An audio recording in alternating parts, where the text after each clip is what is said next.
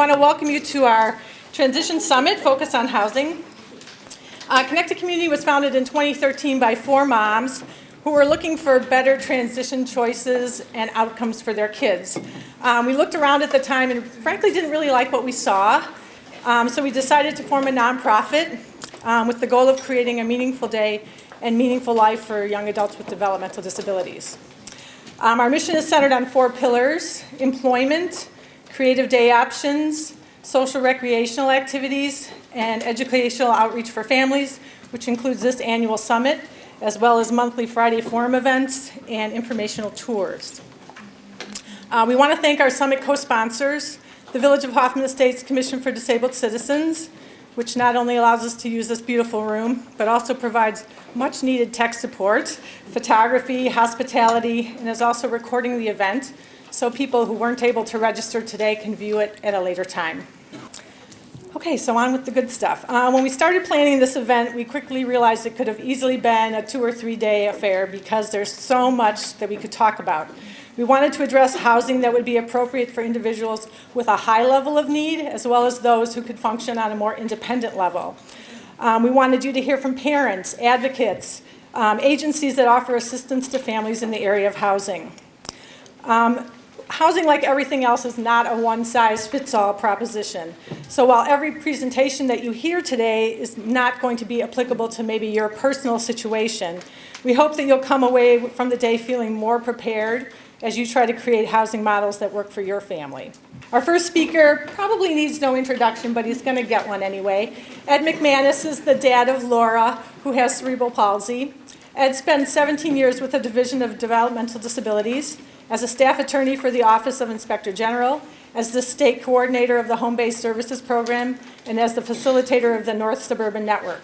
Following his retirement, he established McManus Consulting, which provides staff training and consultations to provider agencies. He also provides consultation to families and publishes a really great monthly newsletter on DD issues in Illinois. You can contact Ed through his email and get on that mailing list for that newsletter. Super informative and great information that you can share with others. So please help me welcome Ed McManus.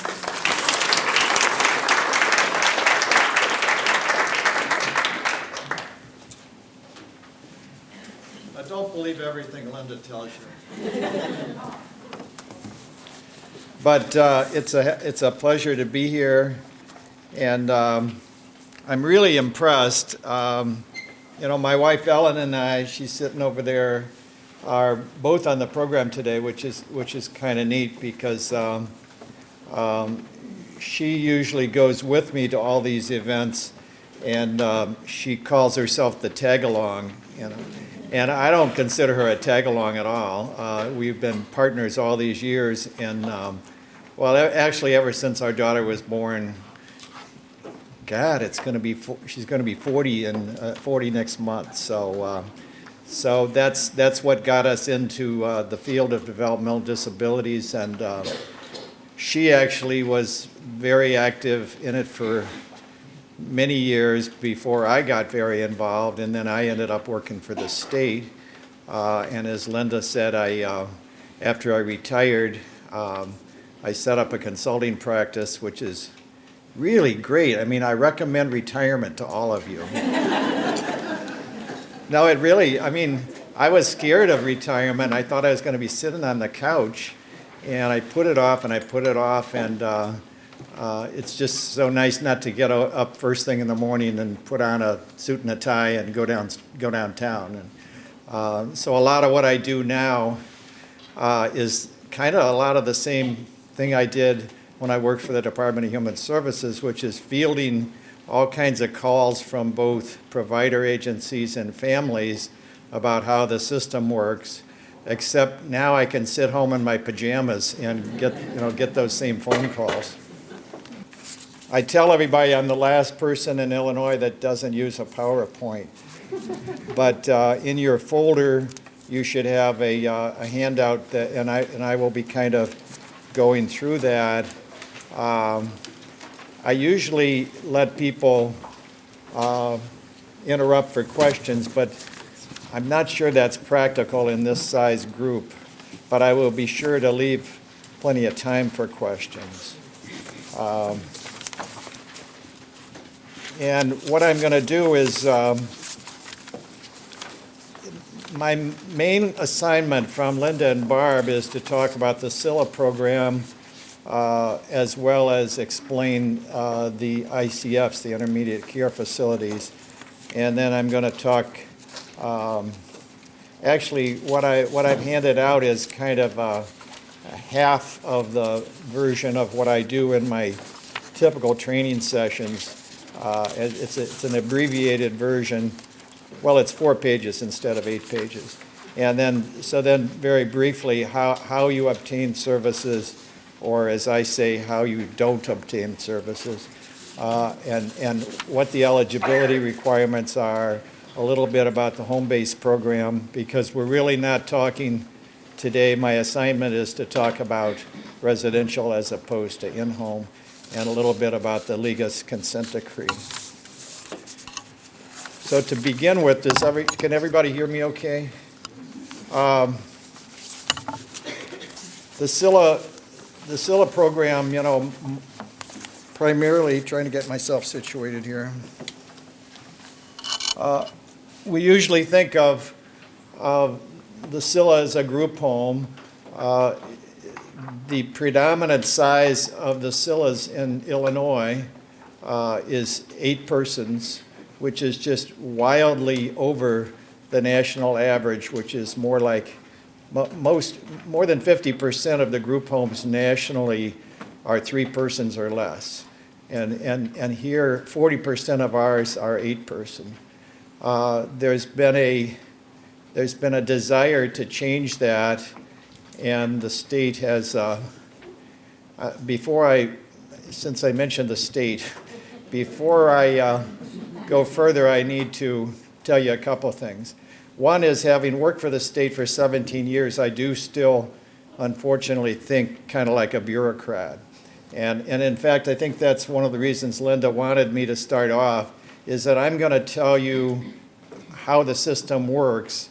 It's not necessarily that any of us like it, but you're going to be hearing some real cool things today from a bunch of speakers that are trying a lot of innovative things. And then I'm kind of the bad news guy that starts out by saying, here's how the system works, and it's going to be really difficult to get some of those innovative things in, just because we have a very established, long-established system of DD services in Illinois. So that's kind of the framework. And now I forget where I was leading to. But I was talking about SCILAs, and most people who are in the SCILA program live in a group home, and most of those homes are larger than we wish they would. But there's not a whole lot that we can do about that. And tell you the truth, I guess where I was going, I know now, is that you will notice as I speak that I'm pretty darn critical of the state of Illinois. And, having worked there for 17 years, I got kind of jaded. And now that but I also was unable to speak my mind all those years because I was a state employee. And that now that I'm out, I could say anything I damn please. And so I hope I don't come off as too negative, but I mean, the reality is, when you are way at the bottom of the 50 states in developmental disabilities, you can't help but be, upset about how we run our operation. We used to say, thank God for Mississippi, because at least we're not last. So the 24-hour SCILA, 24-hour shift staff SCILA, is your basic group home. Some people feel that that's too big, but if you are selected for funding, either if you are selected through the lottery or you become eligible as a crisis case, your options may not be too great in terms of saying, well, gee, I'd really like a 3-person SCILA or something like that. They just are not very plentiful. You may not be able to find a SCILA that's near you, and that's another disadvantage, because the providers are not getting paid very well, and as a result, the providers are reluctant to expand, and so there aren't too many new open beds. And so if you get selected, you may find that, gee, you'd really like to have a home that was, say, 15 minutes from home or something like that, but that's often not possible. SILAs are also very restrictive in what they do during the day. And basically, almost everybody in a SILA is required to go to what they call developmental training or to a sheltered workshop. And so many of us have kids who have been in the home-based program, and we've set up these really neat day programs for them, doing all kinds of stuff out in the community, and that's just all down the drain. So, I mean, I have a couple of friends or one in particular, who always wanted to be picked from Ponds, and finally his son was picked from Ponds for SILA, and isn't that wonderful that his son was finally getting SILA? But he had this terrific day program. He was going to an unlicensed agency. It's an agency called Our Place in Wilmette. And they said, well, yeah, you're going to have to give up Our Place and go to one of the licensed facilities. And Daniel didn't want to do that. And so the family has ended up, and actually they were using their home-based dollars to pay for him to go to Our Place. But now there's no more home-based dollars. There's $11,000 that's set aside for Daniel as a SILA resident, but he can only use that $11,000 to go to a licensed facility. So his family is ending up, there's no way that they were going to give up Our Place, so they have to dig into their own pocket and pay for the tuition for him to go to Our Place. So that's 24-hour SILA. Now there's one other kind of 24-hour SILA, which is called host family. And host family is very small. It's not supposed to be more than 2 individuals in the home. And the difference is that it's not what they call shift staff with workers working in shifts. There's a live-in caregiver. My daughter happens to be in one of them. My daughter and one other person, plus a woman who lives there and cares for them. And then she gets a lot of help from the agency as well, so she doesn't do it all herself. But she's the primary person, and actually she has a little 7-year-old daughter. So the 4 of them live in this 3-bedroom condo. It's a beautiful model. It's very, very uncommon, and Ellen is going to be speaking about, in detail about how that has worked out over the years, which is it's really a great model. It's much more common in other states. In Illinois, it is very uncommon. And so even though we all can admire that idea, trying to get providers to start doing that sort of thing, trying to get providers to do something out of the ordinary, something other than 8-person SILAs, is very difficult. And trying to get the state to be more supportive of that sort of thing. There are actually 2 kinds of host family.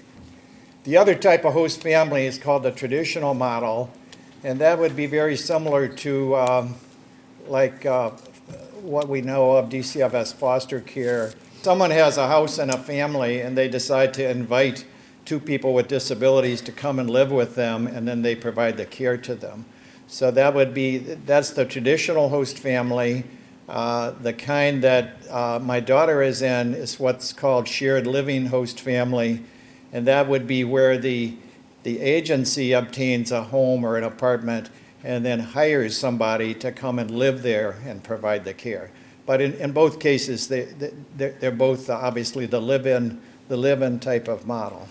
So those, if you want 24-hour SILA, chances are you're going to wind up in a traditional group home, or you might be able to find actually Seguin, which is located in Cicero, I think, has quite a big operation of host family, but they're about the only other one. There are just a few here and there around the state, but it simply has not been a model that has taken off, unlike other states where it's fairly common. So that's 24-hour. Then for less than 24 hours Scylla, and by the way, if you get a PUNS letter that says you're entitled to Scylla, that means you could pick any of these different types of Scylla. And actually, what the letter will say is that if you choose not to, you have the option of home base. The other PUNS letter, which goes to about 50% of the people selected, are people identified as just needing home base. So they just get a letter saying you've been awarded home base. But the first letter says you've been awarded Scylla, but you can also take home base. Intermittent Scylla is a model for people who are more independent. Ellen says I shouldn't say high functioning anymore. I guess Ellen's sort of my my referee on. Has the capacity. Pardon me? They have the capacity. Okay, they have. See that? You should come up here and stand by me. People who have the capacity to live on their own with assistance. So that's what intermittent Scylla is. So you may live in an apartment, you may have a roommate, but you can certainly sleep by yourself at night. But on the other hand, you need help with someone coming in to make sure things are going okay, make sure you're taking your medications, make sure the house is clean, and whatever else you need. So the intermittent Scylla provides 15 hours a week in which an agency, it's tied to an agency just like Scylla, so you have to select the agency that's going to do that, and then that agency sends one of their workers in 15 hours a week to make sure that things are going okay. And recently the department has announced that they are open to the idea of expanding that 15 hours to more. People are kind of excited about that and think it's a big deal. And again, you'll have to forgive my cynicism, but I served on the committee for all those years that makes these decisions as to who gets what. And so if you want more than the 15 hours, you have to be able to, or basically your pass agency has to be able to prove that you have more need, and to be able to document that need. And then those of us on the committee would sit around and decide that, well, looks like Mary has more needs, so we'll give her 25 hours. And John, it doesn't look like he has much need, so we'll turn him down, but he'll still get the 15. So that's the way. So it's certainly true that the department is open to the idea of granting more hours. It's just that I would be kind of surprised if that is done real widely and liberally, but it certainly is an opportunity for people who are able to document need. The other type of non-24 hour is what's called family Scylla, and that's where I may need 24 hour, but my mom and dad are going to continue to take care of me. They're going to continue to be the unpaid primary caregiver, but they need help. And as I look over the crowd, there's probably a few of you who would be in that category. You'd be happy to keep your son or daughter at home, but you're going to need some help. And so in that case, again, you select a provider, and that provider sends their employees in for 15 hours a week to help out mom and dad. And again, if you can document need, you can get more than the 15 hours. Now, all of these Scylla programs, so that's Scylla, and everybody in this Scylla is entitled to a day program, but as I said earlier, it has to be, it's a very restricted day program. So you can either go to developmental training conducted by one of the agencies that's licensed by the state to do that, or if you are capable of some kind of a community job, you can get into a supported employment program as a Scylla resident. The problem with that is that there aren't very many of those available.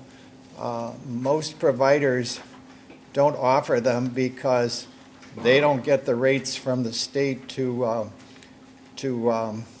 make it worthwhile to them. And so, but basically everybody in Scylla is entitled to $11,000 worth of day services, and it's a little bit more than that. It's maybe 13,000 or so if you're in supported employment. But you've got to go within that system. Now, there's some other things that are listed in your handout as residential services. One of them is community living. That's almost non-existent, but it's really kind of a neat idea. A building that has somewhere between 12 and 16 people in individual apartments, and there's a caregiver on site. And I think, let's see, Glenkirk does it, Ray Graham does it, Lambs does it, Little City does it. Those are the only ones that I can think of offhand in our area. So it's not, and it is not controlled by the PUN system, so it's really up to that particular agency. If they have a vacancy in one of their CLFs and you apply for it, you could possibly get into it. And again, this is designed for people who are a little bit more, what's the term you used? Having a little bit more capacity for independence. Children's group homes are very similar to SILA's. There's almost none of them in the state. In our area, Little City has quite a few kids that they serve that way on their campus. And it's very difficult to get into children's group homes. The only way you can get into it is if you demonstrate that you're in crisis. It's not subject to the PUN's selection system.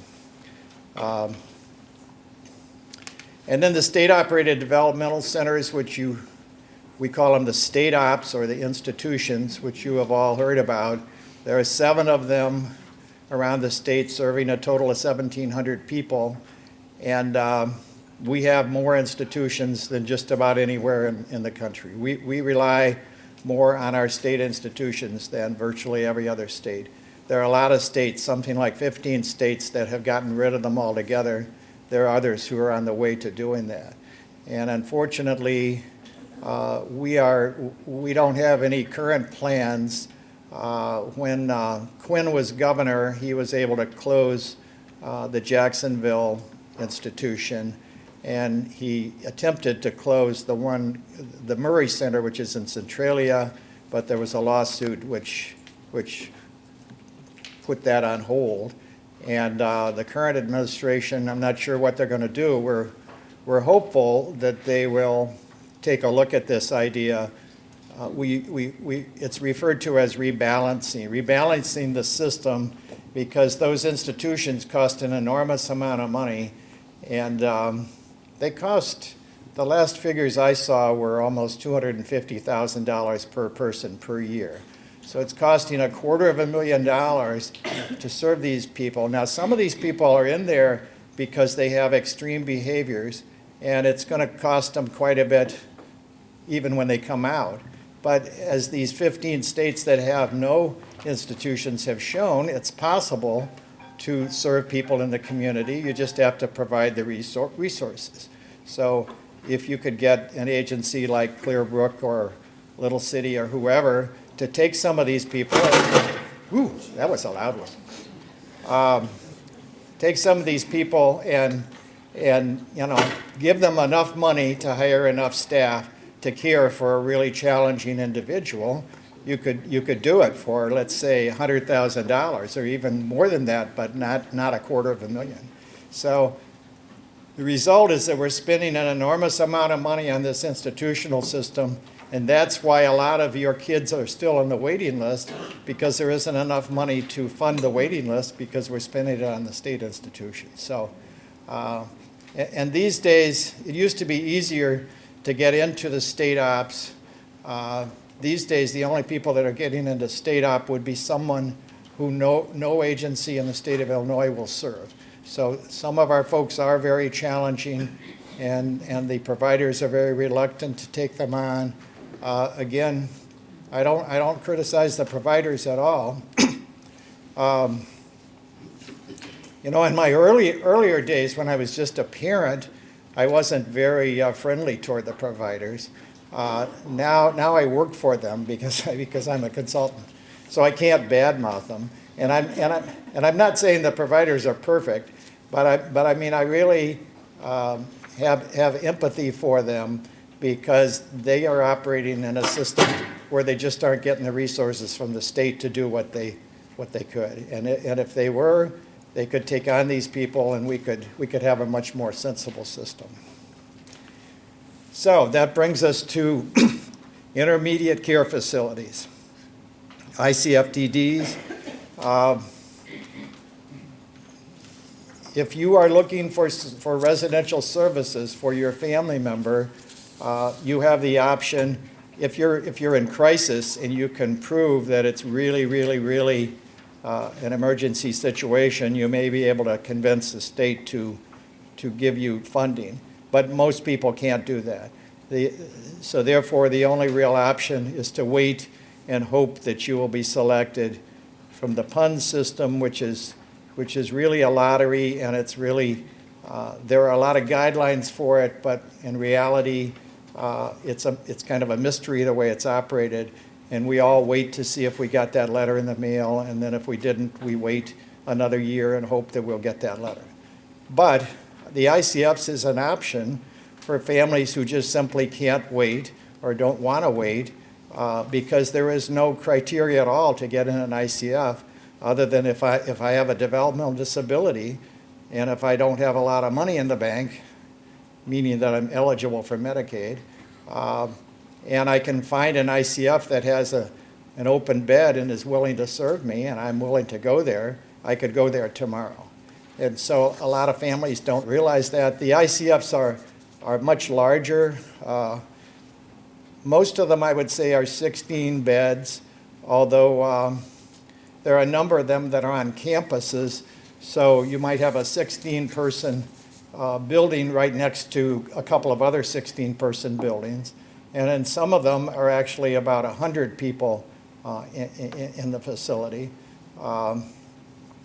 Some of them are very good quality. You all know of Misericordia, and Misericordia is primarily an ICF-DD operation. And they do a good job. They are on a campus. They're institutional. They provide good quality care. And a lot of people really think that's great. And then other people say, no, I don't want my child segregated. I want them out in the community in a small home in a neighborhood. So that's for every family to decide. But I try not to criticize the ICFs because, you know, I myself, if I wasn't able to get Scylla for my daughter, she might wind up in an ICF and she might do just fine. And so ICF is an option for people who really need it and who don't want to wait forever to be selected. So that is the bulk of what I'm going to talk about, and I just wanted to touch briefly on the rest of this, and then I'm sure there are going to be questions. How to obtain services. For those of you who do not know what PUNS means, it's PUNS, which is prioritization of urgency of need for services.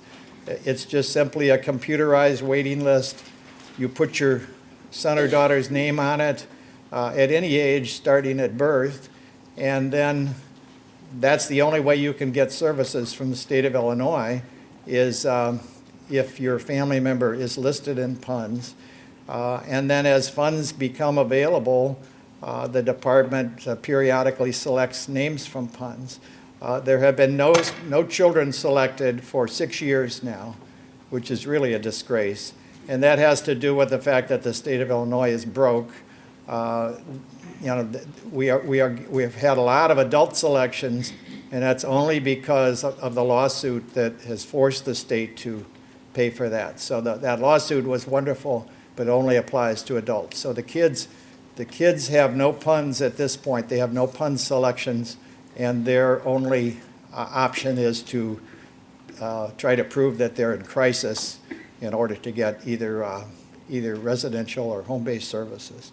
So you would get a letter in the mail saying you've been selected from PUNS, and then the PASS agency. The PASS agency in our area is Community Alternatives Unlimited, and there are 16 other PASS agencies scattered around the state.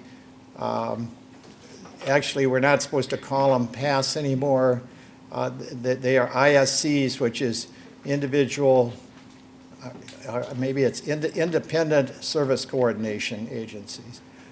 PASS stands for pre-admission screening, and it's kind of a old-fashioned name, and the department is hoping that we'll all stop calling them PASS, but I still call them PASS. So the PASS agency will assist the family then in finding a provider, and you can move right in, or you can get what services you have been assigned to you. And then, as I said, for people who are unable to wait, who really have an urgent situation, they refer to that as a crisis. And the definition of a crisis is that you have to be at risk of abuse or neglect or homelessness, not just at risk, but at imminent risk of one of those things, which sounds pretty awful. Most of our people who have qualified for crisis, it's not because they're abusing their kids, and it's not because they're homeless. It's because what the state says, what the state calls neglectful.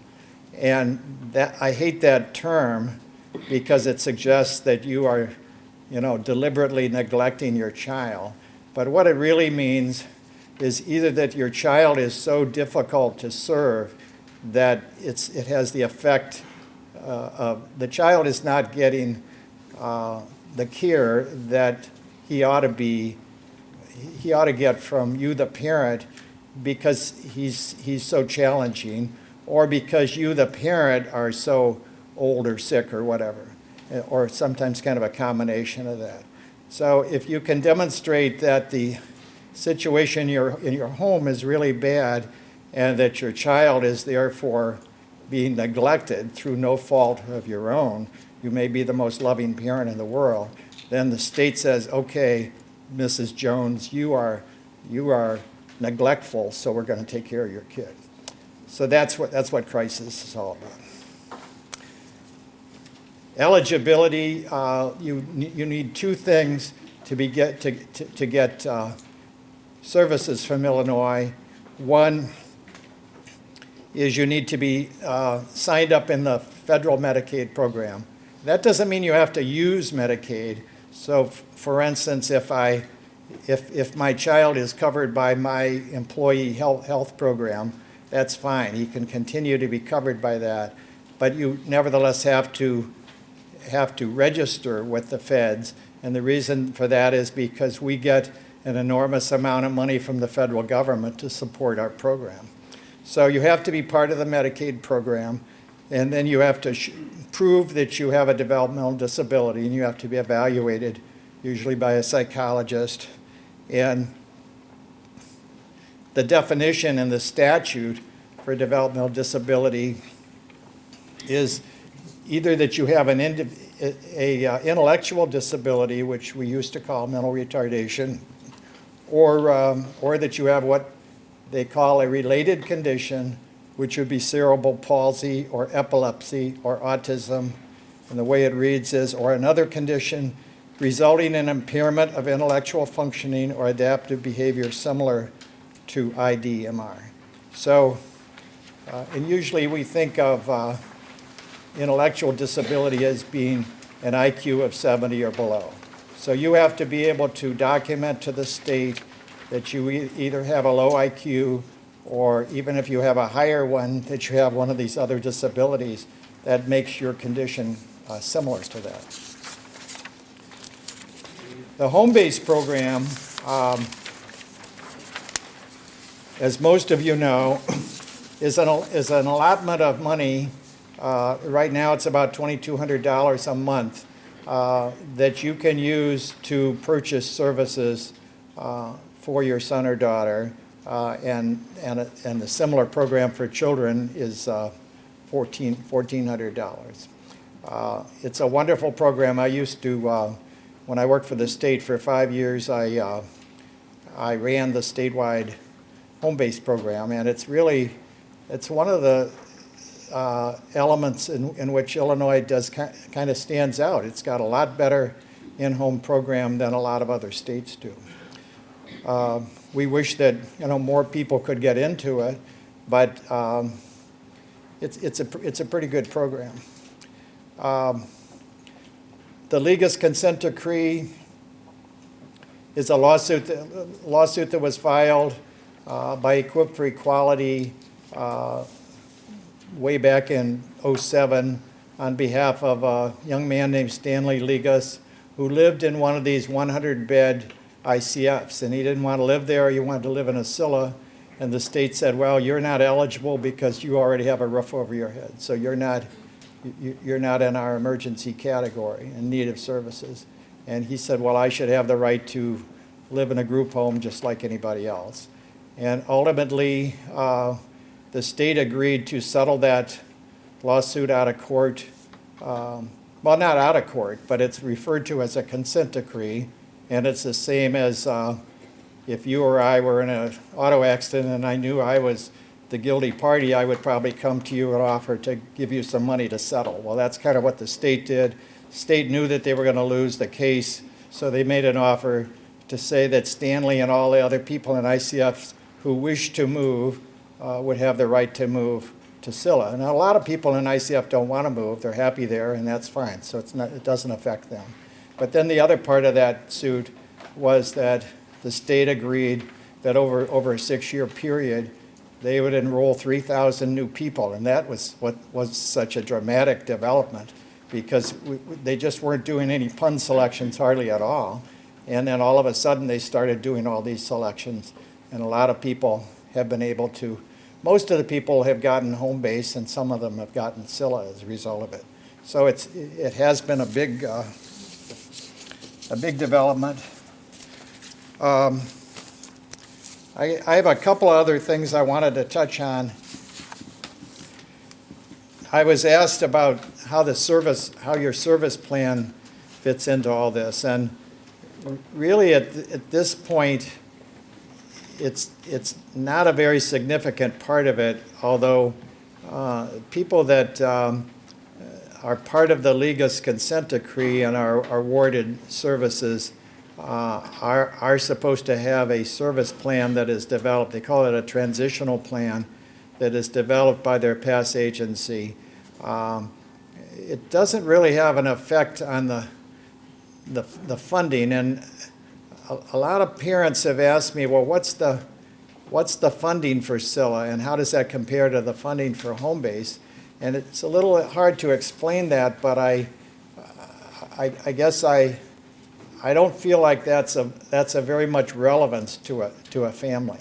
But the answer is that Scylla's usually cost somewhere in the neighborhood of $50,000 a year for the state to spend, not counting the day program. Home base costs the state about half of that. But the main governing thing in the Scylla rate is what your ICAP score is. And so an ICAP is a measure of what your needs are. And if you have a high ICAP, that means that you are pretty capable. Just can't get that word in my head. You're pretty capable, so you don't need as much services. And if you have a low ICAP score, like my daughter, for instance, who's in a wheelchair and she needs to be bathed and she needs to be toileted, and so she needs a lot more staffing than that other person. And so she might get like a $60,000 rate in a Scylla. The other person might get a $40,000 rate. The average is about $50,000. So I just kind of wanted to touch on that because I thought that there was a little confusion about it.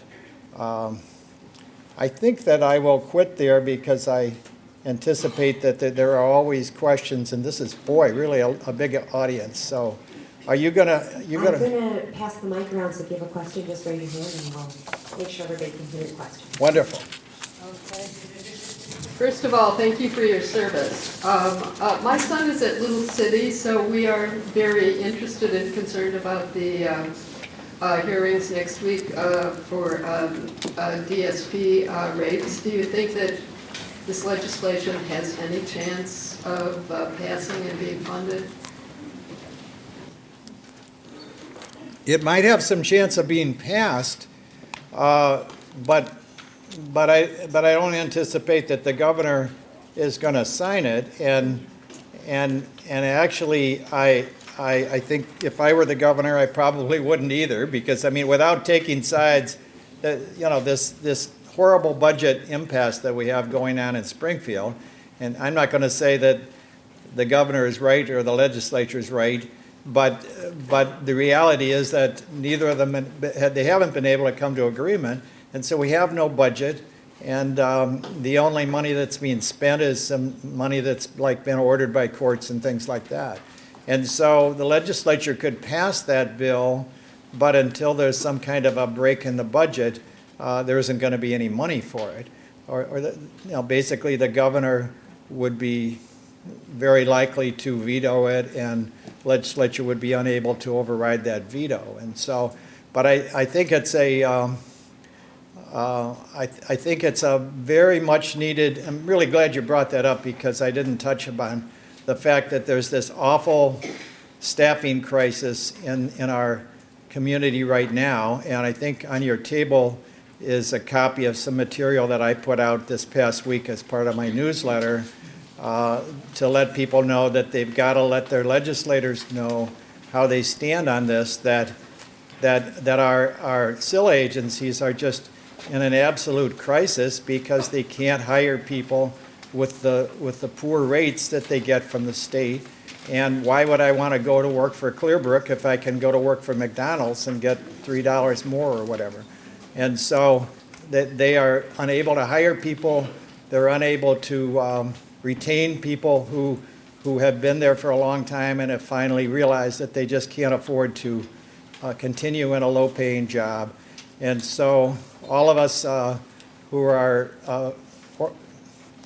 part of the membership organizations in the state have gotten together and formed a coalition, and we got Representative Gable and Senator Staines to introduce bills in the House and Senate that would require the state to raise the rates to providers so that providers can in turn raise the wages of the workers. So it doesn't directly go to the worker. It's a matter of the providers can't pay the workers unless they get paid well from the state, and the rates that they get now are just ridiculously low. And so this is a bill that would try to correct all that. And I think it's a wonderful idea. I think we need to be realistic that our state is broke, and this is going to be, I don't know I haven't seen a dollar figure, but I'm sure it's an enormous figure. They're talking about a $15 an hour raise, and right now the average is about $9.30 or something. So it's going to cost the state a lot of money.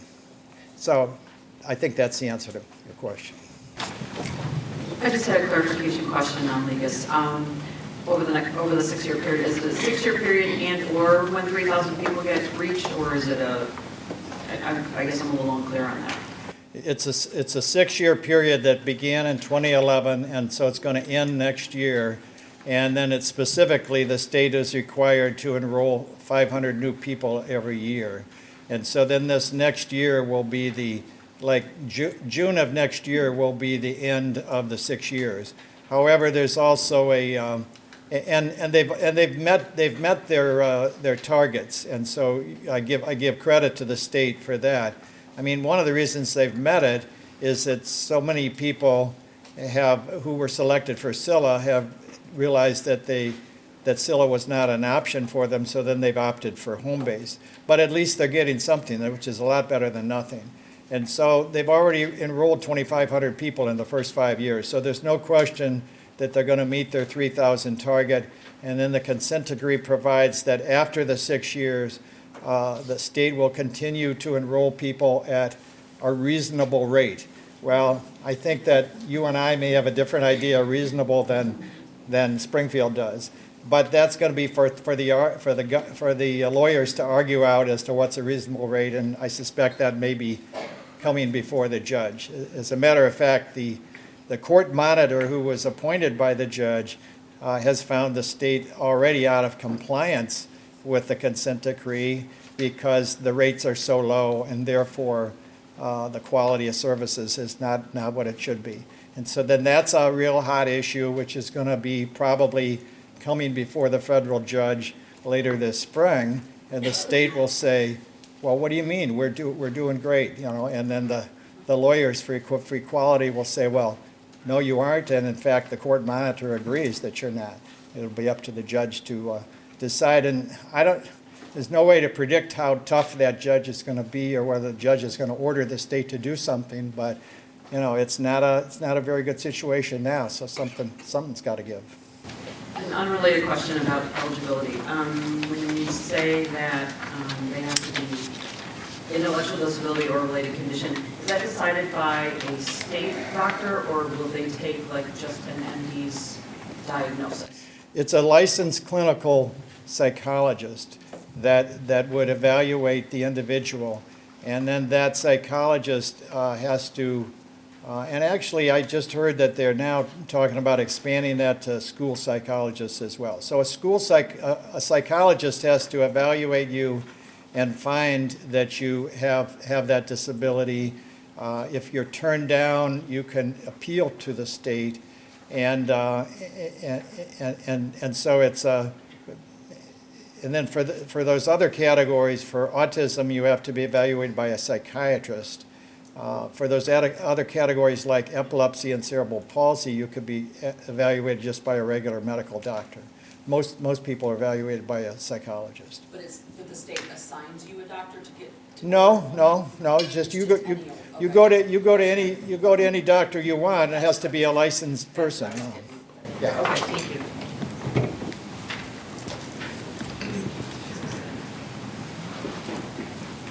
Guys are making me work for my money. Sorry.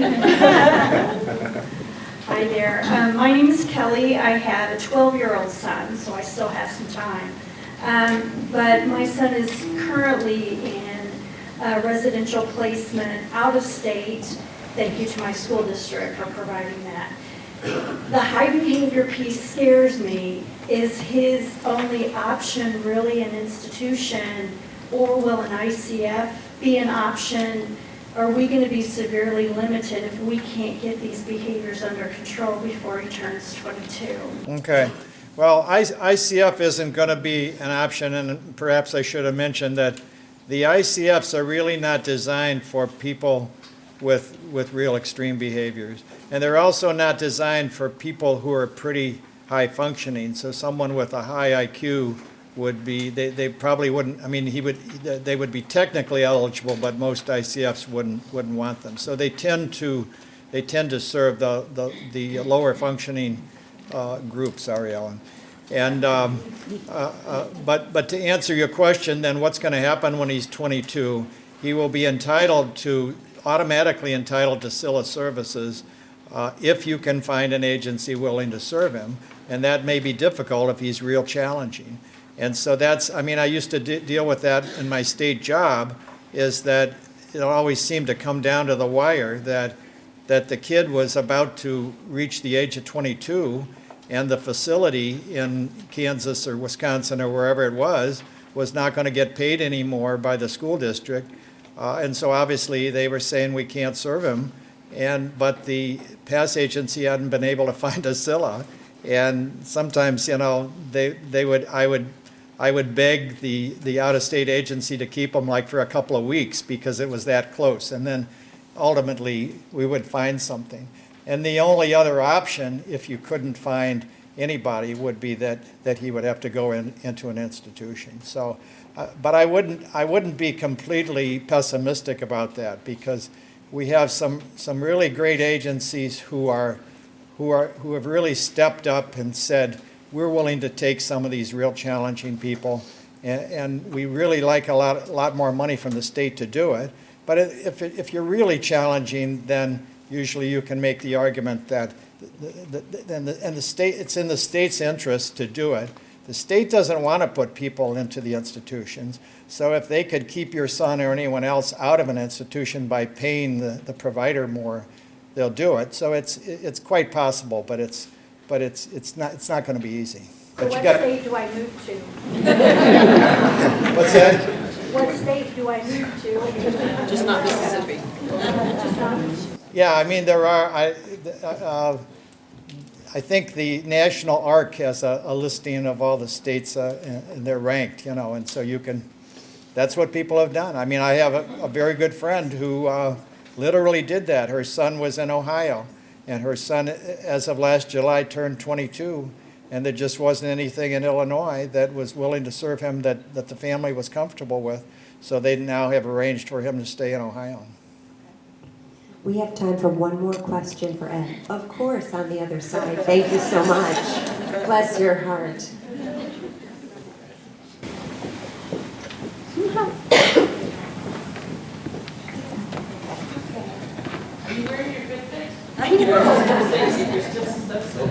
wanted to piggyback on the question regarding eligibility for funds. One thing that we have a really hard time with is when somebody has the old type of Asperger's. I know that doesn't exist anymore, and I'm just going to pick on that autism population. We get mixed messages in regards to whether they should even sign up for funds. We've had families told, don't sign up because your child has Asperger's, they'll never meet the criteria. But they are that related disorder that may not be able to function in society regardless of their IQ. Well, and there's no harm in signing up at all. I mean, I would encourage everybody to sign up regardless of what people may tell you. Then if your name is called, you will have to prove to the state that even though your son is pretty high in some areas, that he's really low and challenging in others, and therefore when you look at it, and that's the way the state does it, and you would have him evaluated, and the psychiatrist would have to say, yeah, he's got a high IQ, but look what he does during the day, and look at all the problems that there are in caring for him. And so then therefore he has a developmental disability. But it is a tough nut for someone who's got a IQ of 100 or whatever to prove that they have a developmental disability, but it's not impossible. And if you fail, if they turn you down, there's an appeal process, so there's quite and people do prevail on appeal, so it's certainly worth doing. Most informative. Can we give them a round of applause? Thank you, Ed.